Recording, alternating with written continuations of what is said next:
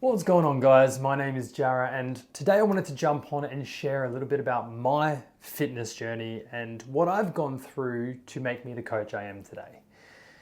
Now, picture this. Let's go back a few years. Everything spiraled.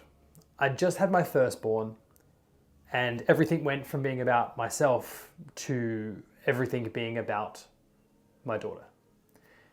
And this really caused me to take my eyes off the ball. And from there, I stopped training, I stopped taking care of my food, I stopped taking care of myself. And very quickly, the kilos added up.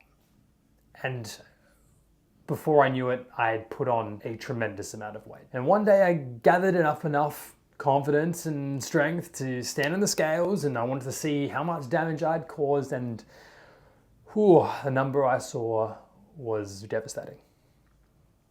And I knew at that moment I needed to practice what I preach. I needed to instill the same principles that I tell my clients to install about training and nutrition, and I needed to do it for myself. Now, at first, it was really difficult because I'm a massive foodie. I live to eat. I don't eat to live. I live to eat. And I wasn't willing to give up the foods that I love to get the results. So I had to find a way to make it fit. And after doing this for months and months, I actually became quite good at it. You give me a meal, I'll turn it into something delicious and macro friendly. And it's important that when you do that, the food is as good as the original. Otherwise, it isn't stopping any cravings whatsoever. So for me, it was having pizza and ice cream every night. And I know for some of you that's kind of gross, but for me, it worked because it felt like I wasn't on a diet. So I was able to sustain it for longer and get the results that I got because of it. This also happened without me spending hours in the gym and without a huge amount of intense cardio, because I hate cardio. Like, I despise cardio. And it's not cardio itself, and it's probably I don't like it because I'm not good at it, but I think it's more the fact that once I was running and my headphone fell out and I heard what I sound like when I run. And when I run, I sound like a choking pelican that has also been a pack-a-day smoker and has developed emphysema. That's what I sound like. And I wish no one that is having a nice leisurely stroll down the beach to have to listen to that.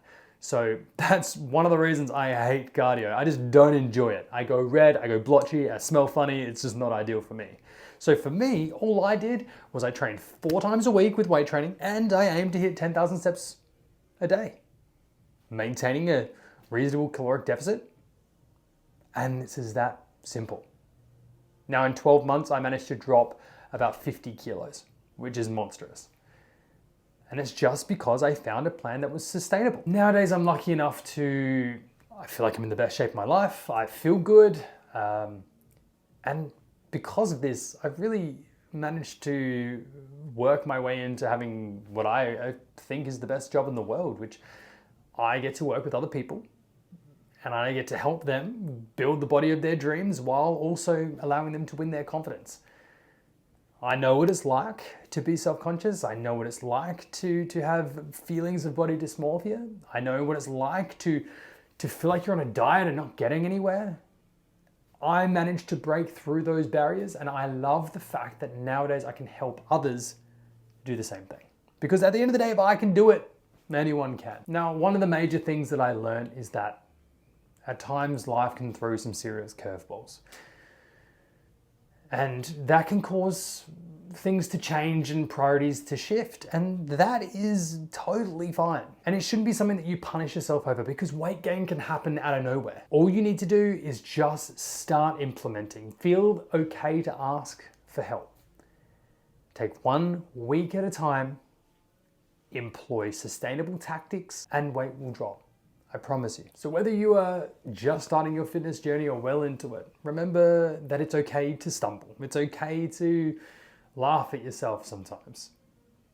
At the end of the day, it's also okay to ask for professional help. So I hope you enjoyed that video, and I hope you got something out of it. Just remember, if I can do it, you can do it too. Just take it one day at a time. Keep things sustainable, keep things achievable, and that's all from me. I'll see you on the next video.